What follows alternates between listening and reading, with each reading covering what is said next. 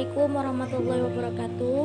Perkenalkan, nama saya Fitria Ramadanti dari kelas X IPA Putri dari Pondok Pesantren Asy-Syiddiki, ingin menjelaskan tentang keteladanan Khalifah Abu Bakar. Oke, selanjutnya daftar isinya: siapa itu Abu Bakar, perkembangan Islam pada zaman Khalifah Abu Bakar, akhir hayat Abu Bakar dan kontribusinya, Abu Bakar untuk Islam, dan ibrah atau hikmah dari keteladanan Khalifah Abu Bakar. Lahir di Mekah pada tahun 573 Masehi dan wafat di Madinah pada tahun 634 Masehi. Nama asli Abu Bakar ialah Abu Bakar As-Siddiq Abdullah bin Quhafah, Khulafaur Rasyidin yang pertama kali masuk Islam. Yaitu apa? Yaitu Abu Bakar. Masa pemerintahan Abu Bakar As-Siddiq ialah 632 sampai 634 Masehi. Melihat yang lebih jelas lagi, ayo kita ikut ceritanya.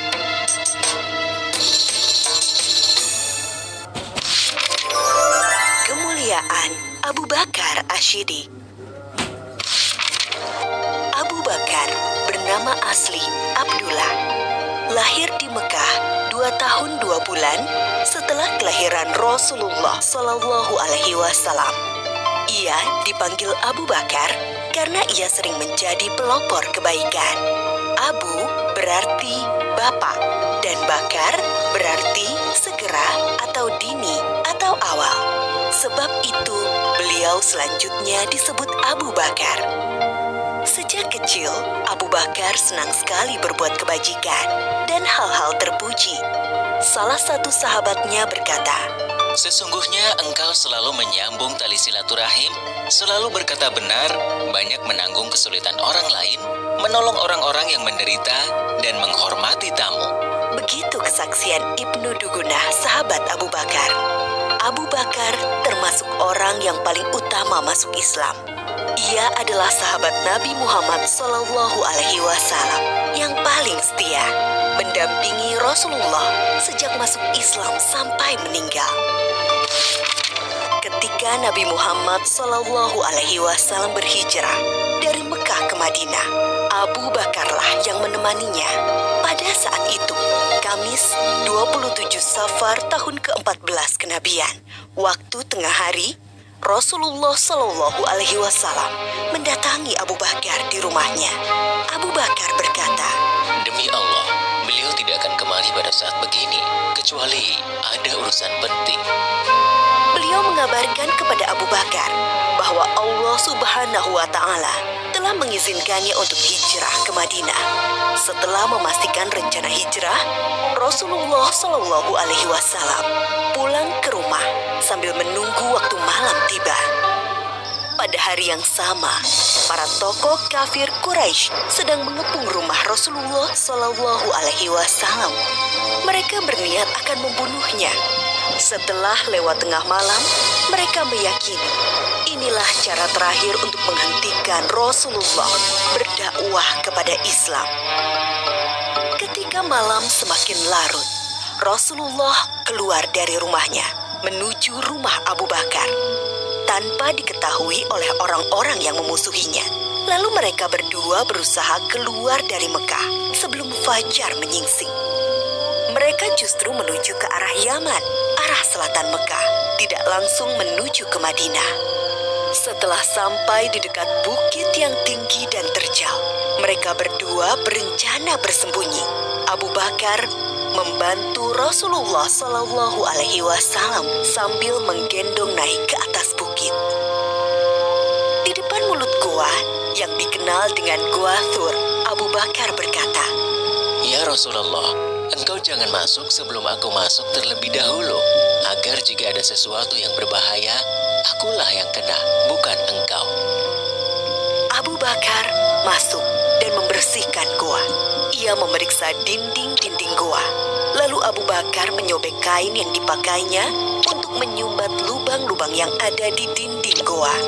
Setelah itu ia berkata, "Silahkan masuk ya Rasulullah." Rasulullah masuk ke dalam gua, lalu menyandarkan kepalanya ke sebuah batu dan memejamkan mata. Abu Bakar menjaganya. Tiba-tiba, kaki Abu Bakar disengat oleh binatang berbisa dari balik lubang yang disumbatnya. Ia berusaha tidak bergerak sambil menahan rasa sakitnya karena khawatir akan membangunkan Rasulullah. Namun, rasa nyeri yang sangat membuat air mata Abu Bakar menetes dan mengenai wajah Rasulullah Shallallahu Alaihi Wasallam. Rasulullah terbangun dan bertanya, "Apa yang terjadi, wahai Abu Bakar?"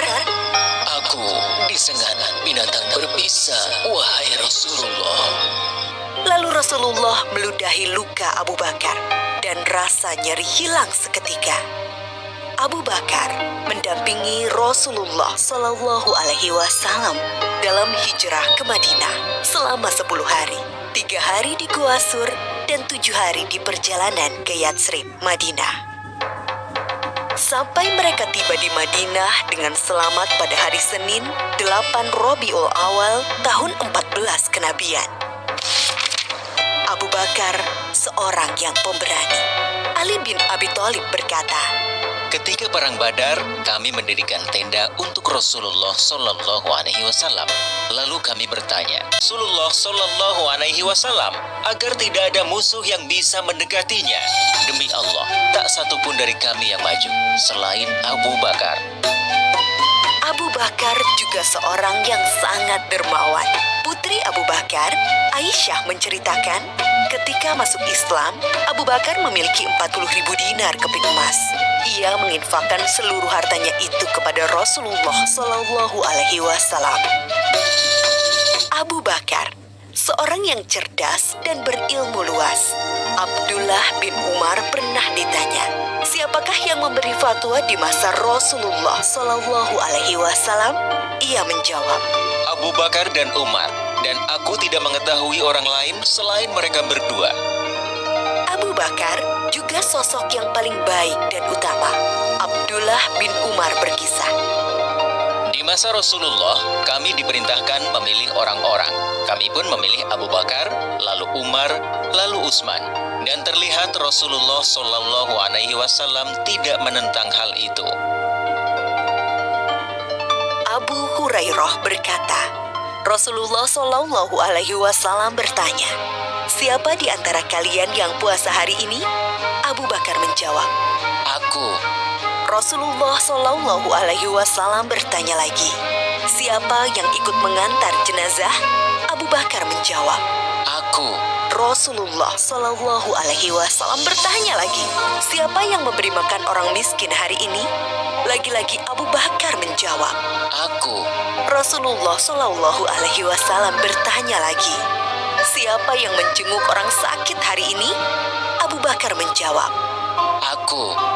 Lalu Rasulullah bersabda, tidaklah semua perkara yang aku sebutkan tadi dilakukan oleh seseorang, melainkan orang itu akan masuk surga. Ketika Rasulullah Shallallahu Alaihi Wasallam jatuh sakit, kemudian sakitnya semakin parah, beliau bersabda, suruhlah Abu Bakar untuk menjadi imam sholat. Sebagian ulama sahabat memahami bahwa perintah ini adalah petunjuk Nabi Muhammad Shallallahu Alaihi Wasallam bahwa Abu Bakar adalah sahabat yang paling utama. Rasulullah juga pernah berpesan kepada Bilal sahabatnya, wahai Bilal, jika waktu sholat telah tiba dan aku belum datang, mintalah Abu Bakar menjadi imam. Oleh karena itu, setelah Rasulullah Shallallahu Alaihi Wasallam wafat, Abu Bakar dibaiat sebagai pengganti pemimpin umat Islam. Ia menjabat sebagai khalifah selama sekitar 3 tahun. Selama memimpin kaum muslimin, Abu Bakar telah banyak memberikan karya-karya penting bagi perkembangan Islam dan kemajuan kaum muslimin.